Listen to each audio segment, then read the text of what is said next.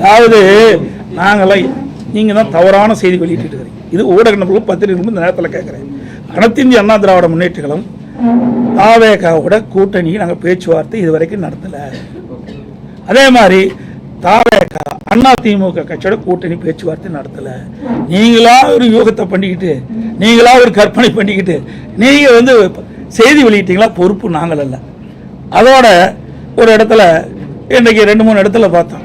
கரூர் சம்பவத்துக்கு பிறகு 2-3 இடத்துல இன்றைக்கு தாவேகா கட்சி சேர்ந்த அந்த தொண்டர்கள் எங்கள் கூட்டத்தில் கொடி பிடிச்சாங்க. அப்போ நம்ம ஆரவாரமாக இருந்தாங்க. குமராவளையம் சட்டமன்ற தொகுதியிலிருந்து எழுச்சி பயணம் போட்டு அப்பொழுது சொன்னேன், தொண்டர்கள் அங்கே பிள்ளையார் சொல்லி போட்டுட்டான்னு சொன்னேன். அதை நீங்கள் பெருசாக பேசிக்கிட்டே இருக்கிறீங்க.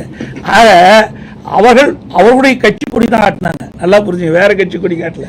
அப்பவும் அவர் கட்சிகளாக இருக்கிறாங்க.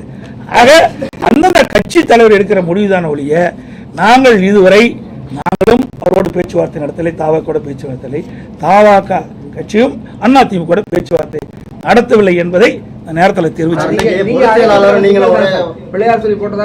ஆமா, தொண்டர் தான் ஏங்க, அப்படி கிடையாது. தொண்டர் ஏங்க, உங்க வீட்டில் ஒரு விருந்தாளி வராங்க, விருந்தாளி என்ன சொல்லுவீங்க? போப்ப வெளியின்னு சொல்லுவீங்களா?